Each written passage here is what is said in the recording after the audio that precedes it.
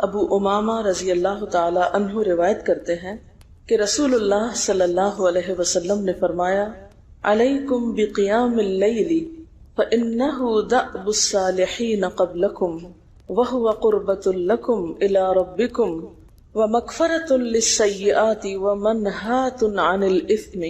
حضرت ابو امامہ رضی اللہ تعالی عنہ سے روایت ہے کہ رسول اللہ صلی اللہ علیہ وسلم نے فرمایا تہجد ضرور پڑھا کرو کیونکہ وہ تم سے پہلے صالحین کی روش ہے، یعنی یہ نماز صرف امت مسلمہ کے لیے نہیں بلکہ ہم سے پہلے دیگر امتوں کے جو نیک لوگ گزرے ہیں ان کی روش بھی یہی ہے، اور تمہارے لیے اپنے رب کے قرب کا وسیلہ ہے، یعنی تہجد وسیلہ ہے کس کا؟ اللہ کا قرب حاصل کرنے کا، اور گناہوں کے مٹنے کا ذریعہ ہے، اور مزید گناہوں سے بچنے کا سبب ہے، یعنی پچھلے گناہوں کے صاف ہونے کا ذریعہ۔ نمبر 3، مزید گناہوں سے بچنے کی طاقت انسان کو نصیب ہوتی ہے اس کے ذریعے، یعنی گناہوں سے روک بنتا ہے۔ یہ روایت جو ہے ابن خزیمہ کی ہے۔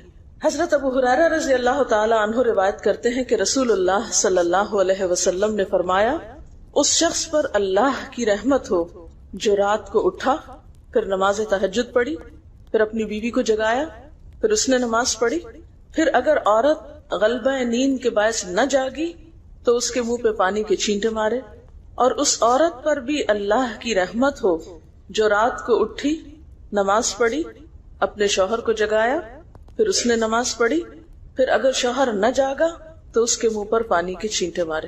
برابر کی بات ہے، دونوں کے لیے اجر بھی برابر کا ہے اور دونوں کو حق بھی برابر کا ہے جگانے کا، اور دونوں کو پانی کا چھینٹا مارنے کا بھی حق ہے، اور اس میں کسی کی بھی بے عزتی کی بات نہیں، یعنی عورت اگر ایسا کرے اپنے شوہر کے ساتھ تو وہ اس کی طرف سے کوئی روڈنس نہیں ہوگی، کیونکہ عام طور پر جب کسی کو نیند کی حالت میں جگایا جاتا ہے اور خصوصاً اگر اس پہ پانی پھینک دیا جائے تو وہ کیا سمجھتا ہے کہ اس کی بہت بے عزتی ہو گئی یا اس کے ساتھ بہت برا کیا گیا، اور عموماً لوگ اس وقت بہت غصے کا مظاہرہ پھر کرتے ہیں کہ کیوں جگایا جا رہا ہے۔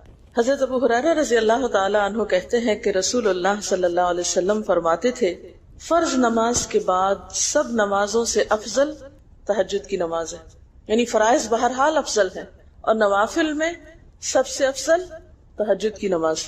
رسول اللہ صلی اللہ علیہ وسلم نے فرمایا جب انسان سوتا ہے تو شیطان اس کے سر کی گدی پر 3 گریں لگاتا ہے اور کہتا ہے کہ رات بڑی لمبی ہے، یعنی اس کو تھپکی دیتا ہے اور کہتا ہے لمبی رات ہے، ابھی سوئے رہو، ابھی ٹائم ہے، ٹھہر کے اٹھنا، یعنی اس کو سلائے رکھتا ہے۔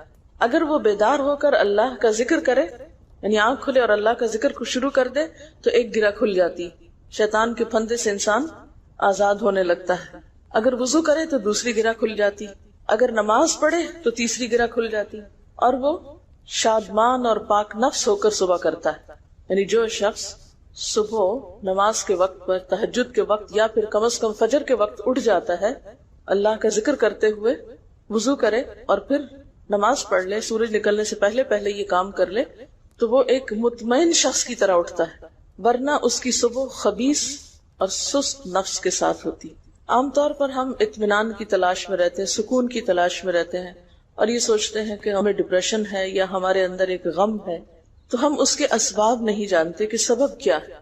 ان کے اسباب میں سے ایک بڑا سبب شیطان کی گرفت میں ہونا ہے، اور شیطان اپنی گرفت ویسے تو دن کے وقت بھی انسان پر رکھتا ہے، لیکن خصوصاً رات کے وقت جب انسان سو جاتا ہے تو وہ نہیں چاہتا کہ سوتا ہوا اٹھے انسان، اور اگر انسان ہمت کر کے اٹھ جاتا ہے، ذکر کرتا ہے، وضو کرتا ہے اور نماز پڑھ لیتا ہے تو یہیں سے اطمینان قلب کا آغاز ہو جاتا ہے، اس کی تسلی ہو جاتی۔ رسول اللہ صلی اللہ علیہ وسلم نے فرمایا اللہ تعالیٰ ہر رات آسمان دنیا پر نزول فرماتے ہیں، یعنی زمین سے سب سے قریبی آسمان پر۔ جب 1/3 رات باقی رہ جاتی ہے تو فرماتے ہیں ہے کوئی جو مجھے پکارے؟ اس وقت اللہ تعالیٰ بندوں کو پکارتے ہیں، ہے کوئی جو مجھے پکارے میں اس کی دعا قبول کروں؟ ہے کوئی جو مجھ سے مانگے میں اس کو دوں؟ ہے کوئی جو مجھ سے بخشش طلب کرے تو میں اس کو بخش دوں؟ گویا یہ وقت دعا کی قبولیت کا وقت ہے، انسان جو مانگے اس کو ملتا ہے، اور خصوصی طور پر بخشش کے طلب کرنے کا وقت ہے، جیسے قرآن پاک میں آتا ہے وَبِالْأَسْحَارِ ہم یستغفرون وبالاسحار ہم یستغفرون، اور سحری کے وقت وہ استغفار کرتے ہیں۔ اب ہو سکتا ہے کہ آپ کہیں کہ نہیں، ہم نے تو زندگی میں کوئی خاص گناہ کیے ہی نہیں، اس لیے ہمیں تو بخشش کی ضرورت ہی نہیں، بخشش مانگے گناہگار لوگ، ہم تو نیک لوگ ہیں، نیک کام کرتے ہیں، دن رات قرآن پڑھتے پڑھاتے ہیں، اس لیے ہماری تو ضرورت نہیں۔ نہیں، نبی صلی اللہ علیہ وسلم جن کے اگلے پچھلے سب قصور معاف کر دیے گئے تھے، وہ اتنا لمبا قیام کرتے تھے کہ ان کے قدم مبارک سوج جاتے تھے۔ حضرت مغیرہ فرماتے ہیں رسول اللہ صلی اللہ علیہ وسلم نے اتنا لمبا قیام کیا رات کو کہ آپ کے پاؤں سوج گئے۔ آپ سے سوال کیا گیا کہ آپ اتنی مشقت کیوں کرتے ہیں، اپنے آپ کو اتنا کیوں تھکاتے ہیں، حالانکہ آپ کے تو سارے گناہ معاف کر دیے گئے۔ آپ نے فرمایا کیا میں اللہ کا شکر گزار بندہ نہ بنوں؟ یعنی صرف گناہوں کی بخشش ہی نہیں بلکہ نعمتوں پر شکر بھی واجب ہے۔ جہاں ایک طرف گناہوں کی بخشش انسان کے لیے اللہ کے قرب کے راستے ہموار کرتی ہے، وہاں اللہ تعالیٰ کا شکر ادا کرنا بندے کو اللہ کا قرب عطا کرتا ہے۔ اچھا، اب پہلی سنت میں آپ کو بتاؤں گی کہ اگر آپ تہجد کے وقت اٹھے ہیں تو سب سے پہلے آپ کیا پڑھیں گے۔ حضرت عائشہ رضی اللہ تعالیٰ عنہا فرماتی ہیں کہ رسول اللہ صلی اللہ علیہ وسلم جب رات کو تہجد کے لیے اٹھتے تو یہ پڑھتے 10 بار اللہ اکبر، 10 بار الحمدللہ، 10 بار سبحان اللہ وبحمدہ، 10 بار سبحان الملک القدوس، 10 بار استغفر اللہ، 10 بار لا الہ الا اللہ، اور پھر 10 بار اللہم اعوذ بک من ضیق الدنیا و ضیق یوم القیامہ، میں تیری پناہ میں آتا ہوں دنیا کی تنگی سے اور قیامت کے دن کی تنگی سے۔ اللہم اعوذ بک من ضیق ضاد یہ قاف، من ضیق الدنیا و ضیق یوم القیامہ، یہ بھی 10 بار۔ اور پھر فرماتے اللہم اغفر لی واہدنی وارزقنی وعافنی، پھر وضو کرتے اور تہجد شروع کرتے، یعنی یہ بھی وضو سے پہلے آپ پڑھ لیتے تھے۔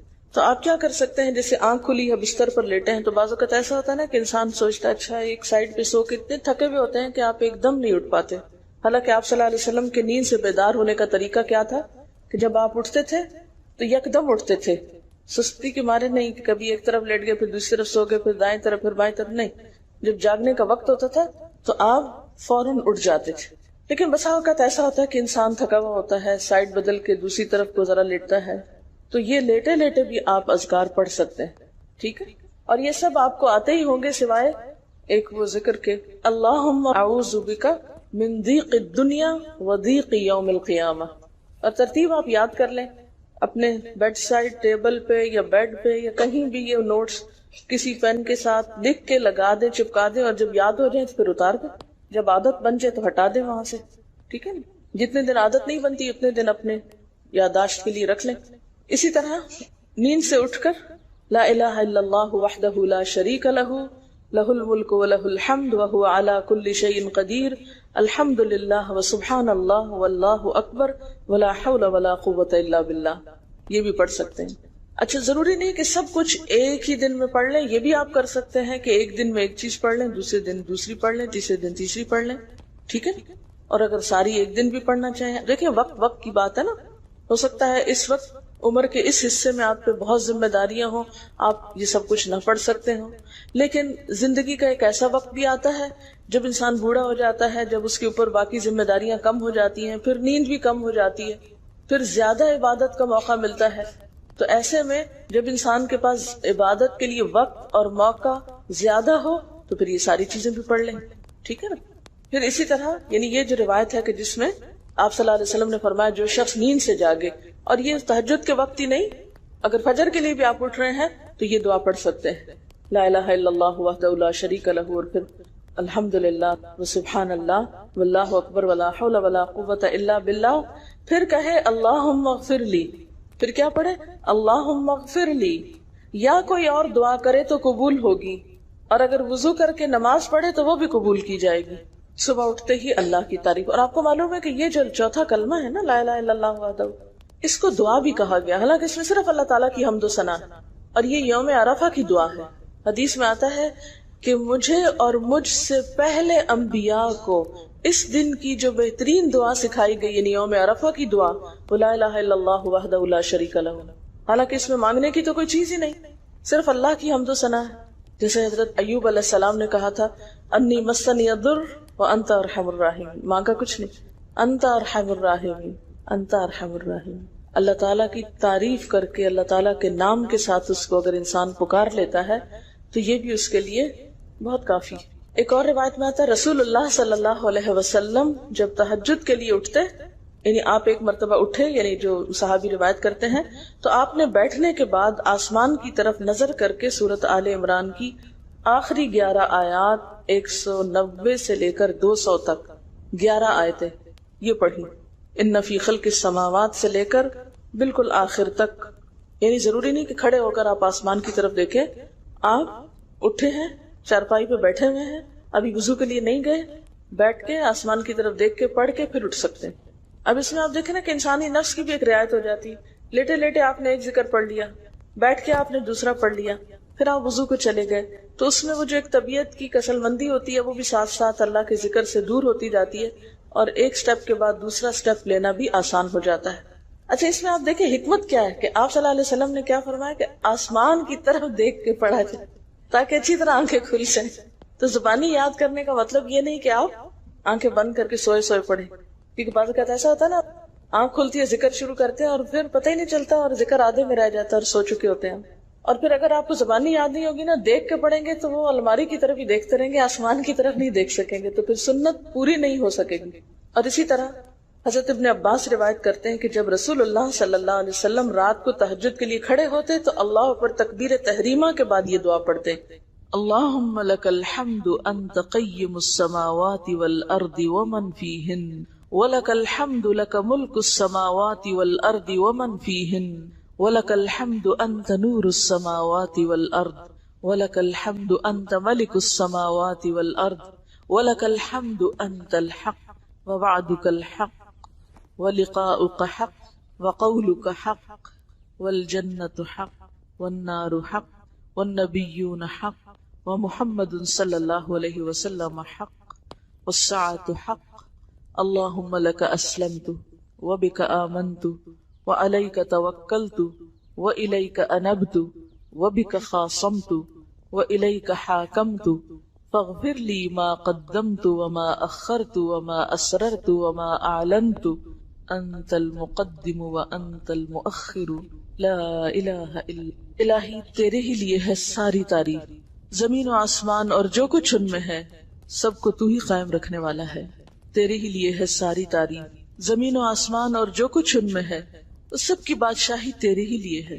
تیرے ہی لیے ہے ساری تعریف، تو ہی روشن کرنے والا ہے زمین و آسمان کو، تیرے ہی لیے ہے ساری تعریف. تو ہی بادشاہ ہے زمین و آسمان کا، تیرے ہی لیے ہے ساری تعریف. تو حق ہے، تیرا وعدہ حق ہے، تیری ملاقات حق ہے، تیرا کلام حق ہے، جنت حق ہے، جہنم حق ہے، تمام انبیاء حق ہیں اور محمد صلی اللہ علیہ وسلم حق، قیامت حق ہے. الہی میں تیرے سامنے جھک گیا، میں صرف تیرے ساتھ ایمان لایا، میں نے صرف تجھی پر بھروسہ کیا، میں نے صرف تیری طرف رجوع کیا، صرف تیری ہی مدد سے دشمنوں سے جھگڑتا ہوں، میں نے صرف تجھے ہی اپنا حاکم مانا. سو تو میرے اگلے پچھلے اور ظاہر و پوشیدہ اور جنہیں تو مجھ سے زیادہ جانتا ہے سارے کے سارے گناہ معاف کر دے. تو ہی آگے کرنے والا ہے، تو ہی پیچھے ڈالنے والا ہے، تیرے سوا کوئی سچا معبود نہیں. یہ جو دعا استفتاح ہے تہجد کے وقت کی، یہ باہر نہیں نماز کے اندر پڑھنے کی دعا ہے.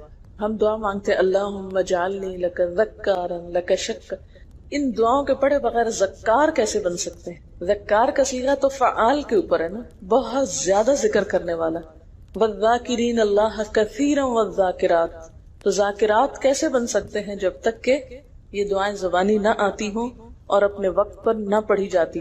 ویسے بھی ذکر بہت اچھی چیز ہے، لیکن جو مسنون ذکر ہے اور جو نبی صلی اللہ علیہ وسلم کے طریقے کے مطابق ہے، جو اطمینان قلب اور خوشی اس وقت اس کام کو اس طریقے پہ کر کے نصیب ہوتی ہے، وہ اس کے علاوہ نہیں ہوتی. اگرچہ اس سے خوشی ہوتی ہے لیکن اس طرح کی نہیں نصیب ہوتی، اس طرح کا اطمینان نہیں ہوتا. آپ تجربہ کر کے دیکھ لیں، سنت کے مطابق زندگی گزارنا اور اپنی مرضی کے مطابق زندگی گزارنا، یہ دو مختلف لائف سٹائلز ہیں، دو مختلف طریقہ ہے زندگی ہے. دونوں کا امپیکٹ فرق ہوتا ہے، اثرات فرق ہوتے ہیں. اور یہ نہیں کہ یہ کوئی بہت مشکل عمل ہے بہت مشکل کوئی نہیں ہے، ہم کر سکتے ہیں، لیکن بات یہ ہے کہ ہم کرنے کی کوشش کریں، ارادہ تو کریں۔ پہلے تو آپ اپنے آپ سے یہ پوچھیں ارادہ بھی کیا کہ نہیں، کیونکہ اگر ارادہ ہو گیا نا تو کام بھی ہو جائے گا۔ مشکل یہ ہے کہ ہم جب کوئی ایسا کام سنتے ہیں تو پھر سوچتے نہیں ہمارا تو حالات اتنے کٹھن ہیں کہ یہ عمل ہمارے لیے نہیں، ویسے بھی نفل ہے، کوئی بات نہیں، نہ بھی ہو سکا تو کیا ہے، یہی کہہ کے ہم چھوڑ دیتے ہیں چیزوں کو کہ نہیں۔ لیکن میں سمجھتی ہوں کہ جو عمر آپ بچیوں کی خاص طور پر اس وقت ہے، اس عمر کو غنیمت سمجھے، اور اس میں آپ نے جو کچھ اب یاد کر لیا، عادت ڈال لی، وہ اگلی زندگی میں شدید مصروفیت کے باوجود بالکل عادت ثانیہ ہو جائے گی، ایک روٹین ہو جائے گی، اور آپ کو مشکل نہیں ہوگی۔ لیکن اگر اب نہیں عادتیں ڈالی، کل کو یا نئے سرے سے عادت ڈالنا بہت مشکل ہوگا۔ سنت مشکل نہیں ہے، صرف یہ ہے کہ ارادے، نیت اور پھر کوشش کی ضرورت ہے۔ کر لیں گے تو ہو بھی جائے گا، آخر کرنے والے کرتے ہیں، لیکن جب پہلے ہی سے سوچ لیتے نہیں بڑا مشکل، وہ تو اللہ والے کرتے ہیں، اور وہ تو نیک لوگوں کا کام ہے، ہم تو نہ اللہ والے ہیں اور نہ ہی نیک ہیں، تو کیوں نہیں ہے، ہو جائے۔ اب آپ صلی اللہ علیہ وسلم کے تہجد کی کیفیت کیا تھی؟ حضرت ابو ذر کہتے ہیں کہ رسول اللہ صلی اللہ علیہ وسلم نے تہجد میں اتنا قیام کیا کہ اس ایک آیت کو پڑھتے پڑھتے صبح کر دی، ایک آیت پڑھتے پڑھتے صبح کر دی۔ کون سی آیت تھی وہ؟ ان تعذبہم فانہم عبادک وان تغفر لہم فانک انت العزیز الحکیم۔ ایک آیت کو اتنی دفعہ پڑھا اور پڑھتے رہے اور پڑھتے رہے اور پڑھتے رہے، اسی میں صبح ہو گئی۔ تو طویل قیام جو ہے ضروری نہیں کہ وہ صرف کس وقت ہو، کوئی لمبی سورت پڑھ کے، چھوٹی سورت بھی ہو سکتی ہے، لیکن روح کے ساتھ، شعور کے ساتھ اگر آپ دوہرا کے بھی پڑھے۔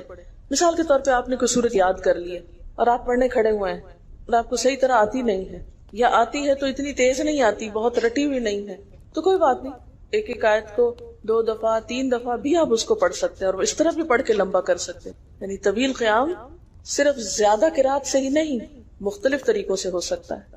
یہ آیت ہے سورۃ المائدہ کی 118 نمبر آیت ہے۔ اگر تو انہیں عذاب دے تو وہ تیرے بندے ہیں، اور اگر تو انہیں معاف کر دے تو یقیناً تو غالب اور حکمت والا ہے۔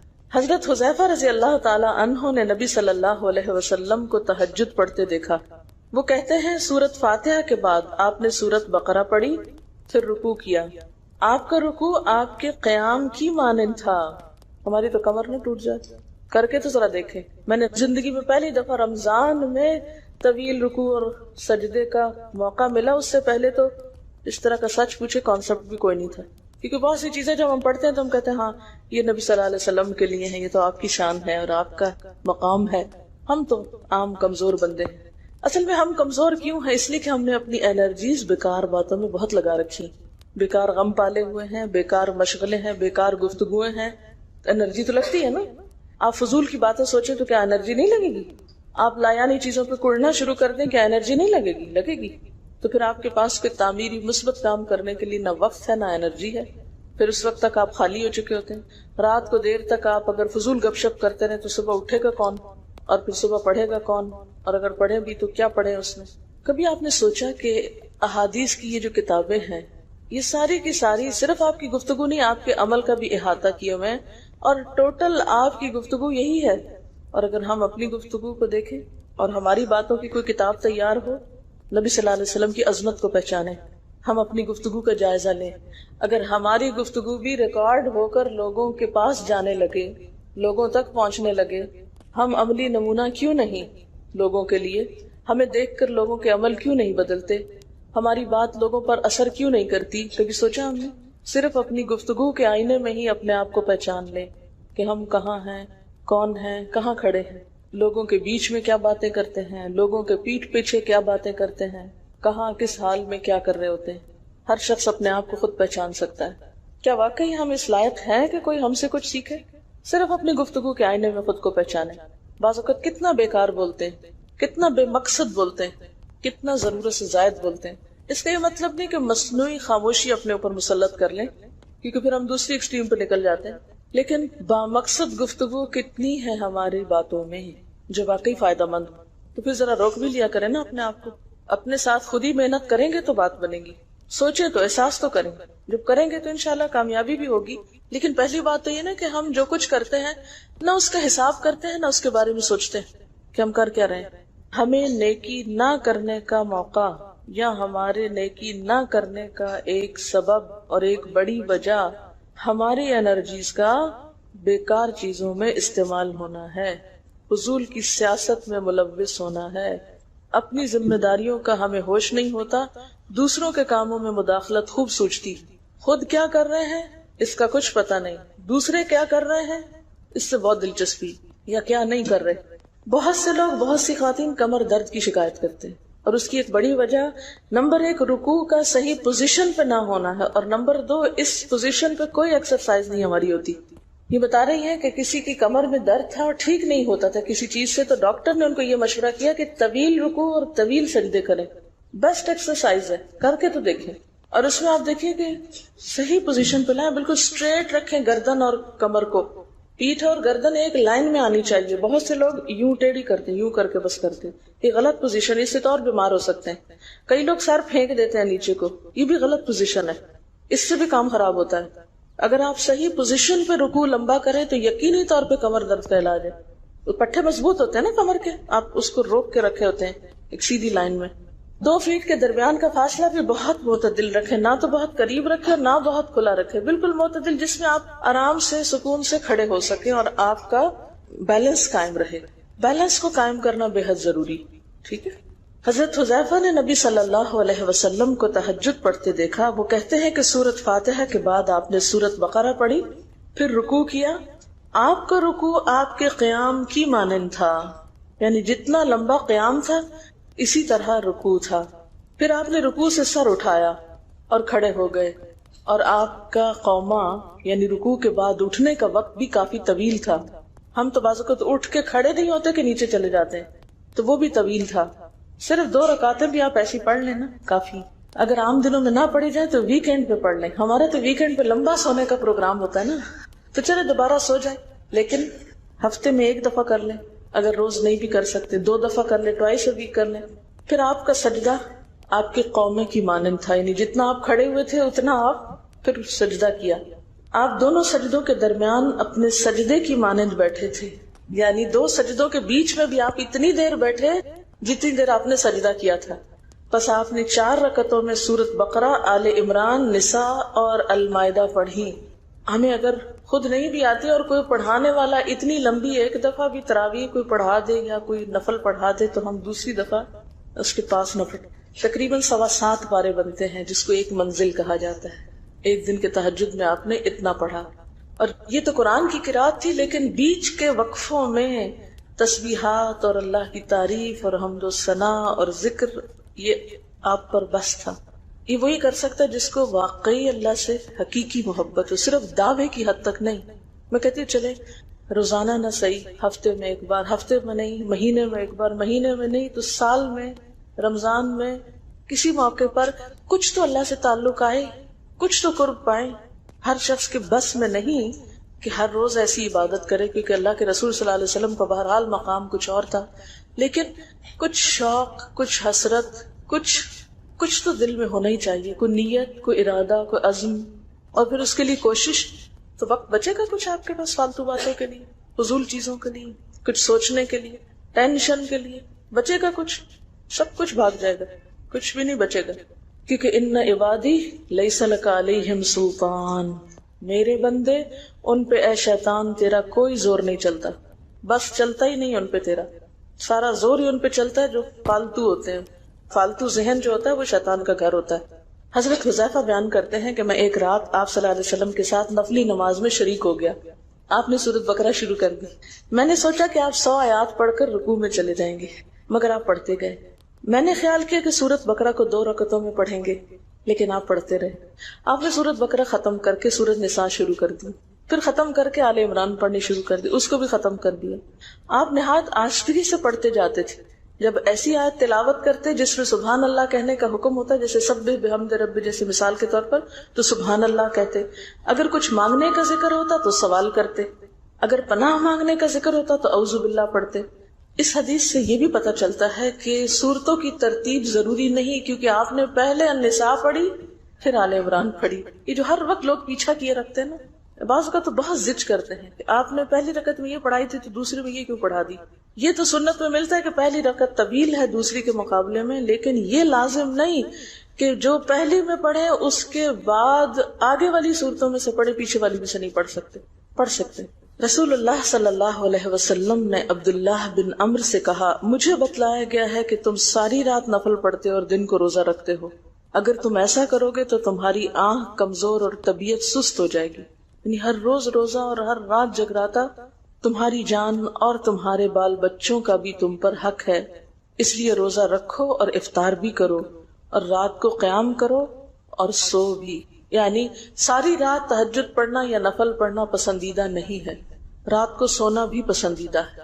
ہمارے ہاں 27ویں رات کو پوری رات جاگنا لازم سمجھا جاتا ہے، تو نبی صلی اللہ علیہ وسلم سے کوئی رات بھی پوری کی پوری جاگنا ثابت نہیں. کیونکہ اگر انسان صرف جاگتا ہی جاگتا چلا جائے تو وہ آسان ہوتا ہے، ایک دفعہ سو کے پھر اٹھنا جو ہے نا وہ اصل میں نفس کا امتحان ہوتا ہے، وہ مشکل ہوتا ہے.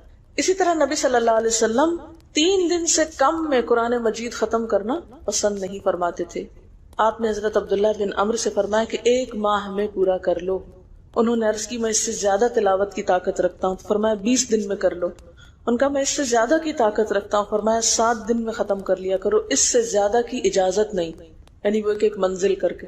صحابہ کرام چونکہ اس زمانے میں مصحف اس طرح تھوڑی چھپے ہوئے تھے کہ کتابوں کی شکل میں ہو، جو قرآن تھا لوگوں کے سینوں میں تھا، یاد کیے ہوئے تھے، اور وہ یاد کیا ہوا کہیں صبح کے وقت الگ بیٹھ کے نہیں پڑھا کرتے تھے. وہ کہاں پڑھتے تھے؟ تہجد میں نماز کے اندر پڑھا کرتے تھے. اب یہ تو ہم لوگوں کی مشکل ہوگی نا کہ ہمیں آتا کچھ نہیں زبانی، تو پھر ہم دیکھ کے پڑھتے ہیں تو نماز میں پھر وہ مشکل ہوتا ہے، تو الگ رکھ کے پھر اس کو پڑھ رہے ہوتے ہیں. ٹھیک ہے، لیکن زیادہ بہترین پڑھنا نماز کے اندر کا پڑھنا ہے، اگرچہ دیکھ کے پڑھنے کی اس میں بھی اجازت ہے. لیکن ان کی چونکہ شدید حرص تھی حضرت عبداللہ بن عمرو کی، تو آپ نے ان کو 3 دن کی پھر اجازت دے دی تھی. اور آپ نے فرمایا کہ اس شخص کو قرآن کی کچھ سمجھ نہیں ہو سکتی جو 3 سے بھی کم دن میں قرآن پڑھے. نبی صلی اللہ علیہ وسلم نے فرمایا جو شخص رات کے نوافل میں 200 آیات تلاوت کرتا ہے وہ اطاعت گزار مخلص لوگوں میں شمار ہوتا ہے. انہ من عبادنا المخلصین، وہ آتا نا قرآن پاک میں انبیاء کی صفت میں سے. تو جو شخص رات کو نماز میں یعنی نفل میں 200 آیات تک تلاوت کرتا ہے وہ اطاعت گزار مخلص بندوں میں شمار ہوتا ہے. اور سنن دارمی میں واضح طور پر آتا ہے کہ نبی صلی اللہ علیہ وسلم ساری رات نوافل نہیں پڑھا کرتے تھے.